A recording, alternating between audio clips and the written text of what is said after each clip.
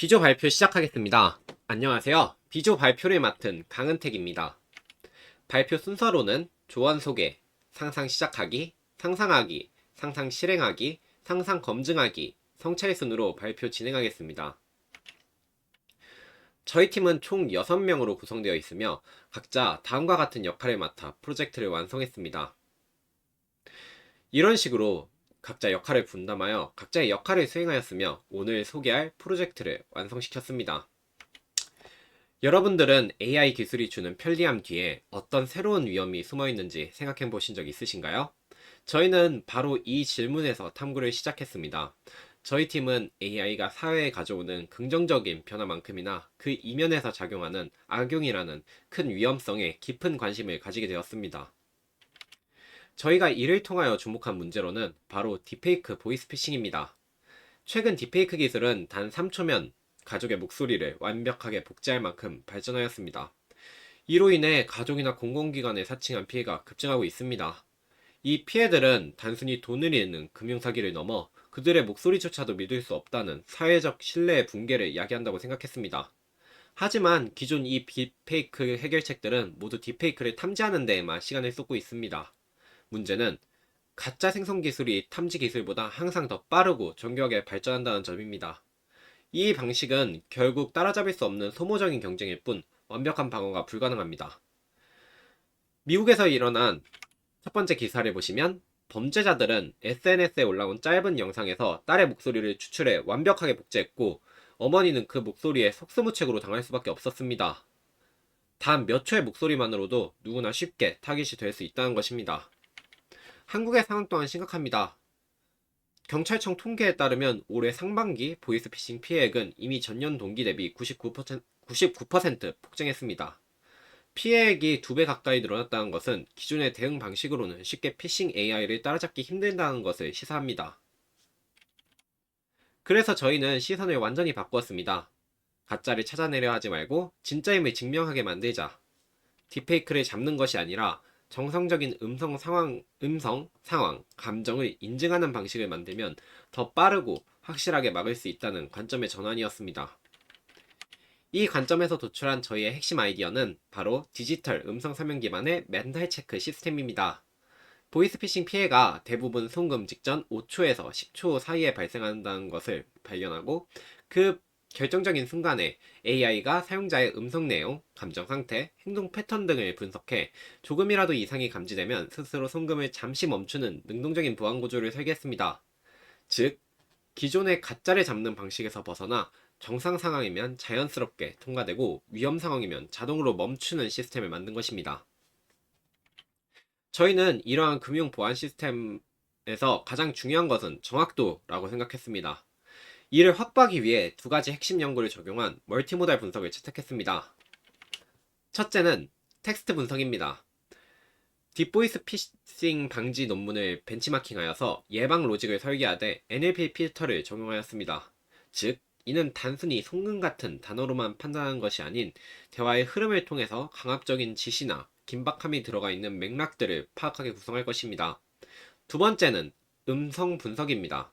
한국 빅데이터 학회의 딥러닝 기반 음성 감정 인식 기술을 적용했습니다. 오디오 특징 기술을 통해서 사람 귀로는 쉽게 구분할 수 없는 목소리의 떨림이나 합성 음성의 흔적을 잡아낼 것입니다. 텍스트의 맥락과 음성 특징을 합쳐 서로 상호 보완하는 멀티 모델로 저희는 오탑 없는 방어막을 구축할 것입니다. 이를 구현한 저희의 시스템은 다음 3단계의 파이프라인으로 작동합니다. 먼저 가장 결정적인 순간인 송금 직전 단계입니다. 이때 시스템은 사용자에게 송금 목적을 말로 설명해달라고 요청하며 사용자의 음성 데이터를 입력받습니다. 입력된 음성은 AI 모델로 넘어갑니다. 여기서 2가지 분석이 동시에 일어납니다. 첫째, NLP 기술이 송금 목적의 논리적 타당성을 분석하고, 둘째, 음성 감정 분석 기술이 사용자의 목소리에 섞인 미세한 떨림이나 극도의 긴장감을 포착합니다. 마지막으로 이 데이터를 종합하여 위험도를 판단합니다. 만약 보이스피싱이나 강압에 의한 송금으로 판단될 경우 즉시 송금을 차단하고 경고 알림을 띄워 피해를 원천 봉쇄합니다. 하지만 저희는 피드백을 통해서 단순히 기술적으로만 분석하는 것에 그치지 않았습니다. 보안이 강화될수록 사용자들은 귀찮아지지 않는가? 라는 피드백을 고려하여 일반 사용자의 불편을 최소화시키고 실제 위험 상황에만 작동하는 구조로 확장시키고자 했습니다. 첫째는 트리거 기능입니다. 저희 시스템은 모든 송금을 막아서는 것이 아닙니다. 처음 보내는 계좌로 고액을 송금하거나 특정 시간대에 반복적인 송금이 발생할 때 혹은 통화 중 마이크에서 가족, 검찰, 경찰, 금감원 같은 위험 키워드가 포착될 때 그에 따른 멘탈 체크가 켜지도록 할 것입니다. 즉, 이를 통하여 정상적인 사용자에게는 기존과 완전하게 동일한 송금 경험을 유지시키도록 하고 위험한 상황에서만 시스템이 능동적으로 개입하도록 설계했습니다. 즉, 불편함이 주는 보안 시스템이 아닌 필요할 때만 지켜주는 보안이라고 볼 수 있습니다. 여기에 장기적으로는 개인화된 학습 모델을 도입할 계획입니다. 매달 나가는 월세나 부모님의 용돈처럼 익숙한 패턴은 AI가 학습하여 멘탈 체크를 생략하고 낯선 패턴에만 집중하여 더욱 사용자 친화적으로 운영될 것입니다. 마지막으로 많은 분들이 우려하실 프라이버시 문제입니다. 저희는 이를 해결하기 위해서 보안 설계를 매우 엄격하게 구성했습니다. 송금 버튼을 누르기 전까지는 마이크가 완전히 꺼져 있고 송금 버튼을 누르는 딱 5초 동안만 음성을 입력받습니다. 송금이 끝나면 모든 음성 데이터는 즉시 삭제됩니다. 무엇보다 이 모든 과정은 서버가 아닌 사용자 기기 내부에서만 작동하기 때문에 개인정보 유출 걱정을 원천적으로 차단했습니다. 그럼 실제로 구현된 모습을 잠깐만 보시겠습니다. 화면을 보시면 초반에는 일반적인 은행 어플의 송금 과정과 동일하게 진행됩니다. 보낸 사람의 계좌와 금액을 입력합니다. 하지만 송금 완료 직전 저희의 시스템이 작동합니다. 보시는 것처럼 어플리케이션이 사용자에게 송금 목적을 묻습니다. 피해자가 대답을 시작하면 AI는 단순히 내용을 듣는 것이 아닙니다. 떨리는 목소리, 당황 후 비언어적인 신호까지 분석하고 있습니다. 분석 결과 위험한 상황임이 감지되자 경고창이 뜨며 송금 버튼이 비활성화되는 것을 확인하실 수 있습니다. 이렇게 저희 시스템은 마지막 순간에 피해자의 자산을 완전하게 지켜냅니다. 초기 기획 단계에서 다른 조들에게 저희 아이디어를 공유했을 때 좋은 피드백을 받았습니다. 바로 주제는 시의적절하지만 어떤 형태로든 어떤 형태로 추후에 구현화를 해야 할지, 앱, 시뮬레이션, 챗봇 등이 무엇인지 구체화한 명확한 방향이 잡힐 것 같다는 피드백이었습니다. 이에 저희의 프로젝트의 형태를 은행 앱 내부에 탑재하는 모바일 보안 모듈로 정의했습니다. 완전히 구현했을 때 불필요한 기능 개발 대신에 모델의 정확도를 높여 현실성과 정확도에 포커싱을 맞춰야 된다고 생각했습니다. 저희 B팀의 발표를 마무리하며 이 프로젝트가 가지는 가치를 강조하고 싶습니다. 우리의 멘탈 체크 기술은 단순히 보이스 피싱을 막는 기능적 역할을 넘어 사회적 신뢰와 개인의 정서적 안정을 지키는 아주 강력한 수단이 될 것입니다. 이번 프로젝트를 통해 저희는 기술이 추구해야 할 궁극적 가치를 배웠습니다. 기술이란 빠르게 진화하는 범죄보다 한 발 앞서 나아가 가장 약하고 취약한 순간에 저희를 보호하는 방패가 되어야 함을 깨달았습니다. 저희의 기술은 공포가 아닌 우리를 지켜내는 안심의 목소리가 될 것입니다. 이상 B조 발표를 마무리하겠습니다. 감사합니다. 안녕하세요. 한성 이마기난스 상상력 프로젝트 포트폴리오 네로의 가죽찾기 프로젝트의 발표를 맡은 감자3조의 조장 이혜서입니다. 우선 목차부터 보시겠습니다. 첫 번째, 상상력 프로젝트 개요. 두 번째, 상상 시작하기. 세 번째, 상상하기. 네 번째, 상상 실행하기 순으로 발표를 진행하겠습니다. 첫 번째, 상상력 프로젝트 개요입니다.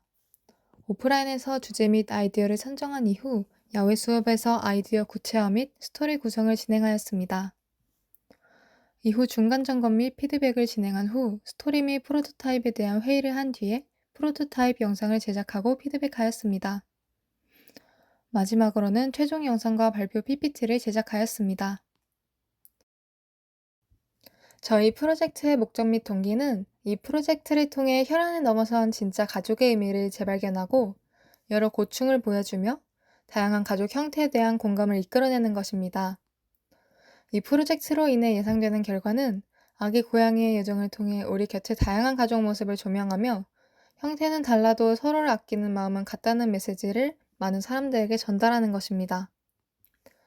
프로젝트를 진행하며 예상되었던 장애물은 미래 가족과 스토리에 대한 이해도 문제가 발생하고 상상한 것을 영상물로 구현하기 어려울 것이라고 예상하였습니다. 그리고 이에 대한 해결책으로는 서사 구조를 명확히 구성하고 난해한 요소를 단순화하는 캐릭터인 아기 고양이를 활용하며 AI 툴을 영상 제작에 함께 이용하는 것입니다.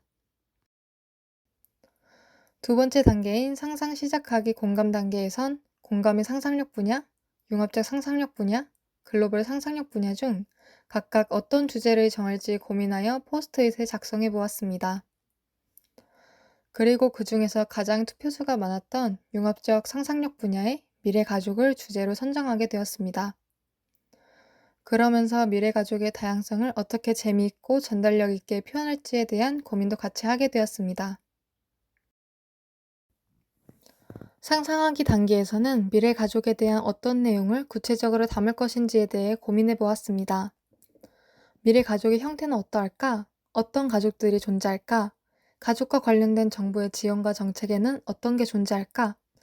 이런 고민들을 하며 미래 가족의 형태를 구체화시켜 보았고, 말하는 동물과 사는 가족, 2D 가족, AI 가족, 온라인 가족, 우주 가족, 1인 가족, 이렇게 6개의 가족을 스토리에 담기로 결정하였습니다.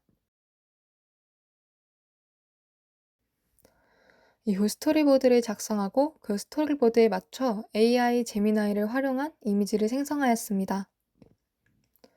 결과물에 등장할 가족을 잠깐 소개해 보겠습니다. 우선 말하는 동물 가족은 뇌파 장치를 통해 동물과 인간이 소통하며 지내는 가족이라고 설정하였습니다. 그리고 2D 가족이란 현실의 사람과 만화 캐릭터가 같이 사는 형태의 가족을 말합니다.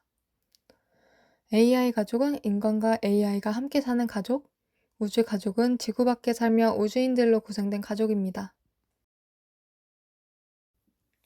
온라인 가족이란 가상 공간을 통해 소통하며 사는 가족이고, 1인 가족은 현재 우리 시대에도 존재하는 가족의 형태죠.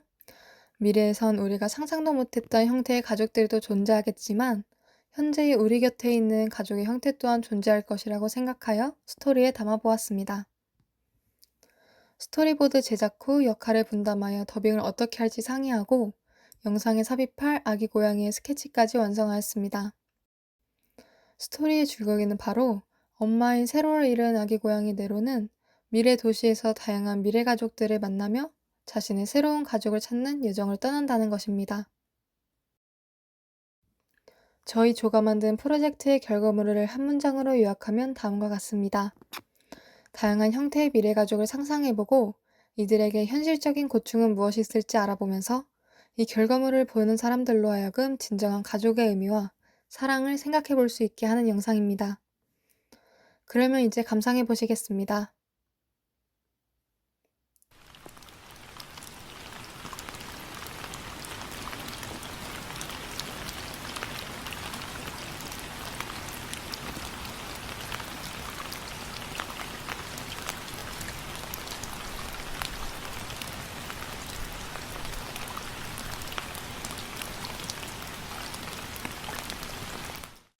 미래 어떤 마을에 호기심 많은 아기 고양이 네로가 살고 있었어요. 그러던 어느 날 엄마 고양이가 사라지는 바람에 네로는 춥고 비 오는 날 혼자서 덜덜 떨고 있었지요. 네로는 이내 마음을 굳게 먹었어요. 엄마가 아닌 새로운 가족을 찾기로 한 것이죠. 엄마가 사라져서 이제 나 스스로 살아야 돼. 그러려면 새로운 가족을 먼저 찾아야겠어. 그러곤 박스를 박차고 일어나 다양한 사람들이 사는 주택가로 뚜벅뚜벅 걸어갔어요. 네로는 어떤 가정집에 창문을 슬며시 들여다봤어요. 그래 오늘은 너가 좋아하는 연어를 준비해놨단다. 뭐? 오늘은 방어를 먹고 싶었다고? 하지만 이미 준비해놨는걸. 방어는 다음에 먹자. 으악, 곰이잖아.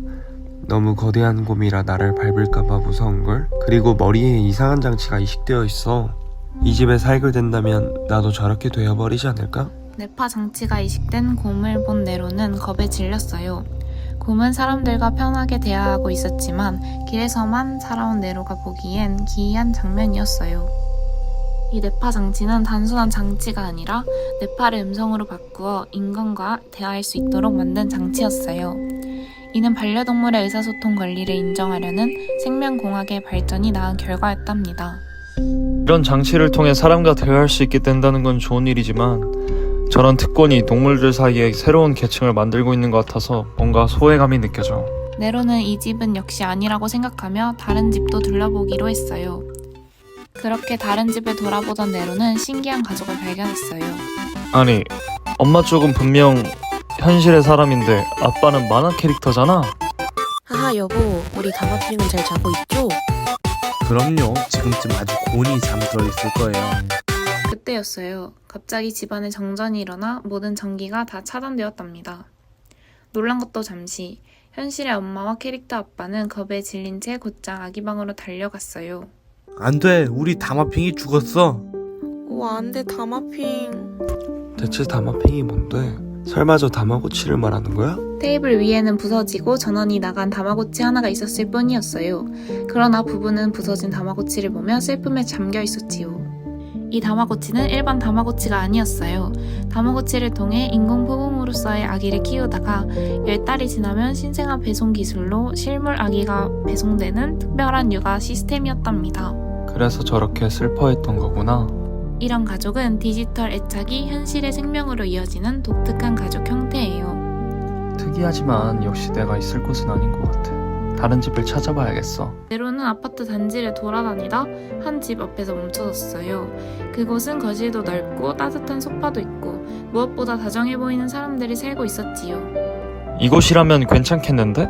어라, 근데 4명 중 2명은 관자놀이에 파란색 칩이 있잖아. 설마 AI인가?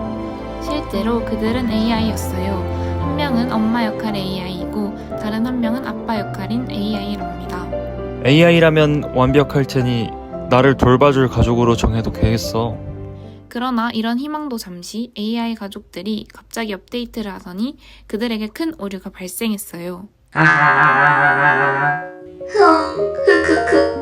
방금 전까지만 해도 다 같이 즐겁게 하하호 웃고 있었는데 업데이트에 문제가 생겼는지 AI 엄마는 계속 웃기만 하고 AI 아빠는 계속 울기만 했어요. 아, 이게 뭐야? 너무 무섭잖아. AI도 역시 아직 완벽하진 않구나. 이 오류는 AI의 감정 처리 프로그램이 충돌하며 발생한 불안정한 상태였어요. 당시 AI 가족 구성원에게도 사람의 준하는 지위가 부여되면서 단순한 고장이 아닌 가족의 정서적 문제로 다뤄지는 사회적 논란도 같이 일어나고 있었지요. 아무리 그래도 아직 이렇게나 불안정한 AI를 사람과 동등하게 대여하다니. 이 집에선 적응하기 힘들겠어. 이번 가족 또한 네로에게 맞지 않았어요. 늦은 밤이 다 되자 네로는 밤하늘을 바라보며 길을 걷고 있었어요. 도시의 불빛은 너무나도 밝았지만 그럼에도 눈에 잘 보이는 별이 딱 하나 있었지요. 응? 별이 점점 나한테 다가오고 있어. 빵상 까랑까랑. 그게 무슨 소리야? 와. 네로에게 비춰진 빛을 따라 어딘가로 떠오른 네로는 투명한 도마 안에서 발을 디뎠어요. 그곳에는 종도 언어도 모두 다르지만 함께 살고 있는 우주인 가족이 있었어요. 안녕하세요? 그들은 네로에게 손을 내밀었어요. 그러면서 신기한 언어로 이곳에서 같이 살자고 말하고 있었어요. 네로는 망설였어요. 그들의 손은 너무나도 다정했지만 기이할 정도로 완벽하게 웃는 그들의 얼굴은 너무 낯설고 차가워 보였어요. 미안해요. 저는 아직 진짜 가족을 찾아야 해요. 혹시 저를 다시 지구에 내려줄 수 있나요? 그렇게 네로는 다시 지구에 가기로 했어요. 우주인들은 창밖으로 푸른 지구가 보이는 미지의 세계에 살고 있었지만 동시에 우주 거주자로서의 뚜렷한 사회적 정체성을 이루고 있었기 때문에 아기 고양이인 네로는 스스로 적응하지 못할 것이라고 판단했기 때문이랍니다. 지구로 돌아온 네로는 주택가의 마지막 집이 있는 골목길로 들어갔어요. 그런데 골목길을 지나가다가 또 다른 집 하나를 발견했지요. 여기는 스크린이 뭐 이렇게 많지? 이 집의 한쪽 벽면에 가득 채운 거대한 TV에는 증강현실 기술로 구현된 아바타 모습을 한 친척이 송출되고 있었어요. 이들은 가족 구성원들이 멀리 흩어져 살게 되면서 가상 공간을 공동 생활 공간으로 삼아 일상을 나누는 온라인 가족이에요. 알겠지? 반려동물을 기르기 전엔 잘 고민해보고 네가 책임질 수 있을 때 길러야 한단다. 알겠어요. 저는 아직 어리니까 나중에 더 크면 그때 강아지 키울래요. 스크린 속 가족은 작은 아이에게 원격으로 교육을 하면서 물리적 거리에도 불구하고 가족으로서 역할을 수행했어요. 그들은 즐거운 대화를 나누기도 하고 화면 속에서 책을 읽거나 음식을 먹었지요. 네로가 보기에 그들은 혼자 있지만 더 이상 혼자는 아니었어요. 그렇지만 이건 내가 원하는 가족이 아니야. 무엇보다 저 작은 아이에게 나를 돌봐달라고 하기엔 무리가 있어 보이는걸? 그렇게 네로는 마지막 집으로 향했어요. 네로는 마지막 집을 향하면서 고민에 빠졌어요. 나와 함께 살 가족은 정령 없는 건가? 적당히 평범하고 따뜻한 가족이면 충분한데 지금까지 만났던 가족들은 전부 어딘가 독특했어. 네로는 주택가의 가장 구석진 곳에 있는 마지막 집으로 향했어요. 그곳은 어딘가 낡았지만 잘 관리된 흔적이 곳곳에 보였지요. 화분도 많았고 집 앞 잔디에 풀도 정갈했어요. 네로는 잔디를 가로질러 열려있는 창문으로 빼꼼 고개를 내밀었어요. 집 안에서는 향긋한 빵 냄새가 났어요. 엄마가 떠나기 전 네로에게 가져와 주었던 빵 부스러기의 향과 비슷했지요. 네로는 창문을 통해 몰래 집 안으로 들어가 주변을 살펴보았어요. 저쪽에서 빵 냄새가 난다. 야토! 네로는 곧장 주방으로 향했어요. 집주인이 착하다면 나에게 빵을 줄지도 모른다고 생각하며 우다다 달려갔지요. 그러나 주방에 들어서자 할 말을 잃을 수밖에 없었어요. 오, 이걸 이렇게 스캔해서 조합하면 소금빵 향이 나는구나. 집주인은 온갖 신기한 장비들을 이용해 빵 모양의 기계를 시작하고 있었어요. 주인은 빵을 만들며 계속 혼잣말에 중얼거렸지요. 혼자 사는 것도 나쁘진 않은데 가끔은 너무 적막해. 사람이든 동물이든 내 옆에 누가 있다는 게 생각보다 큰 위로인데 내가 만약 힘든 일이 생기면 보호받을 수 있을까? 하긴 나 같은 1인 가구를 위해 혈연이나 혼인 관계가 아니더라도 삶의 동반자를 법적으로 인정해주는 생활 동반자법 같은 게 논의되고 있다고 하니까 완전히 혼자는 아니겠지. 가족의 정의도 점점 넓어지고 있는 시대니까. 네로는 당황해서 넋을 놓고 있다가 주인과 눈이 마주쳐버리고 말았어요. 세로야? 아니네. 좀 더 작은 개체야. 닮아서 우리 고양이 세로랑 착각했네. 넌 어디서 들어왔니? 주인은 네로에게 가까이 다가와 네로의 몸을 들어 올렸어요. 두려움에 떨던 네로는 내려달라는 의미로 작게 야옹거렸지요. 내려주세요. 그때 방 한켠에서 검은 고양이 세로가 네로에게 달려왔어요. 엄마! 세로라는 고양이는 사실 네로의 엄마였어요. 세로가 달려와서 네로를 그루밍하는 것을 본 집주인은 그제야 알아차렸지요. 아, 둘이 가족이었구나. 그렇다면 둘이 같이 키워야겠지? 좋았어. 요즘 동물을 생명이자 동반자로 대우하며 학대를 엄격하게 규제하려는 반려동물법이 강화되고 있다던데 너희 둘이 안전하고 행복하게 살 수 있도록 내가 잘 보살펴야지. 너도 오늘부터 나랑 같이 살자. 이제부터 네 이름은 가로야. 그동안 많은 가족들을 만나며 다들 어떻게 살고 있는지 알아볼 수 있었어.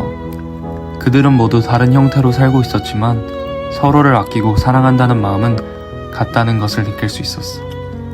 그렇지만 그들은 고양이를 키워본 적도 없는걸. 엄마도 여기에 있고 고양이를 키우는 주인도 있으니 여기라면 내가 편안하고 따뜻하게 지낼 수 있을 거야. 엄마, 집주인, 앞으로 잘 부탁해.